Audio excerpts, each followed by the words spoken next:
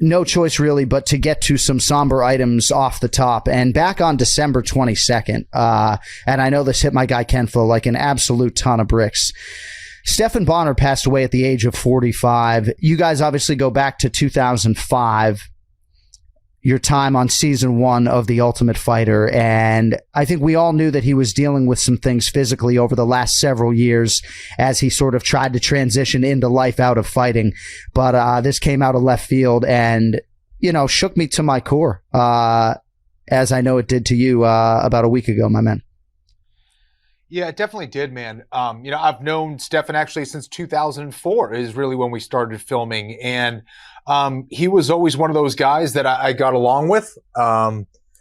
We had come from, I guess, kind of similar backgrounds and loved hanging out with each other outside of the fight game as well. He would come to Boston and train with me and my brother Keith and always loved hanging out with Stephan. And he was such a unique guy, such a special dude.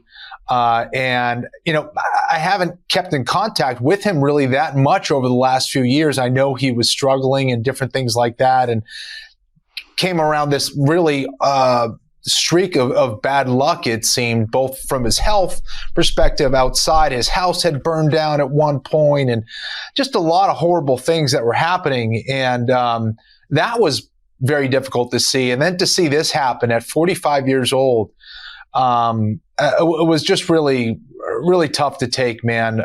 Stephan is a guy that should be remembered as one of the toughest guys to ever compete inside the octagon. Certainly deserves a lot of credit along with Forrest Griffin and elevating the optics of this sport and showing how amazing and how great it can be. And he's one of those pioneers that should never be forgotten. And my heart goes out to his family and all the things that they've had to deal with the last couple of years. And now with the passing of Stephan, I can't even imagine what they're dealing with right now. Yeah, his wife, Andrea, and his son, Griffin Bonnar, of course, appropriately named.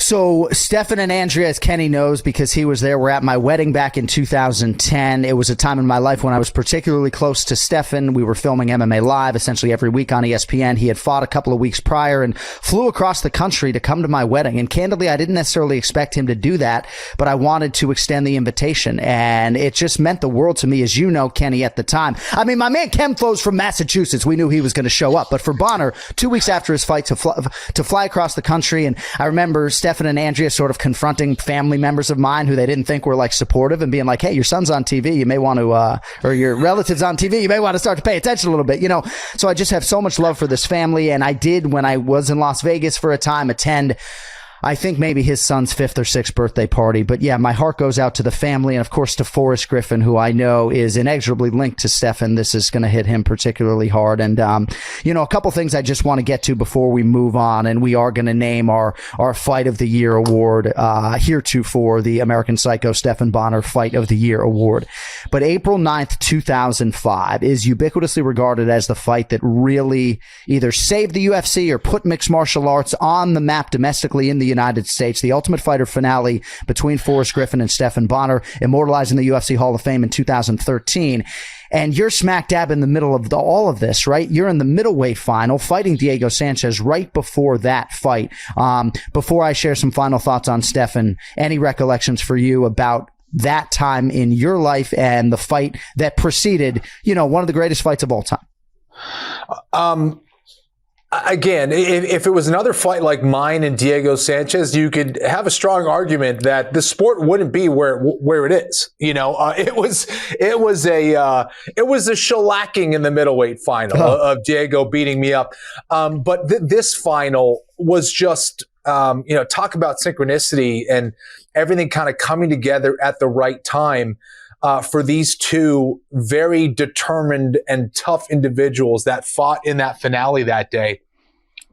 It was the perfect moment that is responsible for the popularity of the sport. Hey, maybe it would have happened later, but the fact that it happened back then in 2005 is because of that final between Forrest Griffin and Stephan Bonnar. So, and just, the two personalities involved, not only it was an amazing fight, but those two guys had so much charisma, so much personality. So yeah, it was a special time, for sure. And I remember being at the hospital with Stephan and Forrest, talking to them about their fight. And yeah, it was just an amazing time, absolutely magical time, man. And he was a magical guy, and he really, as I posted on Instagram, like, he made you feel like $1 million, right? Like, honestly, just so blown away that he would go out of his way to attend my wedding back in the day. It was a gesture that will stick with me forever. Last thought, Kenny, on Stephan Bonnar, at least the broadcaster. I thought he was kind of underappreciated in that world. I thought he had a great energy, a unique sound. He was analytical, he was critical, and he'll always have the Showtime kick. Reacting to that particular highlight in mixed martial arts at that time in real time. And I don't know, I think maybe you were supposed to call the show or couldn't. I don't know. I feel like there was some tie in there. But I'm glad that Stephan had that moment as a broadcaster, because obviously that highlight's going to withstand the test of time. No question about it. I think he was underappreciated there as well. And I thought he did a fantastic job. You know, we came up together doing things like MMA Live and some of the pre and post fight shows. We were, in the UFC back then. And of course, we both did work for the WEC back in the day. So, to see him get that opportunity and to see him shining, at that point of his career was awesome to see. I thought it was well deserved.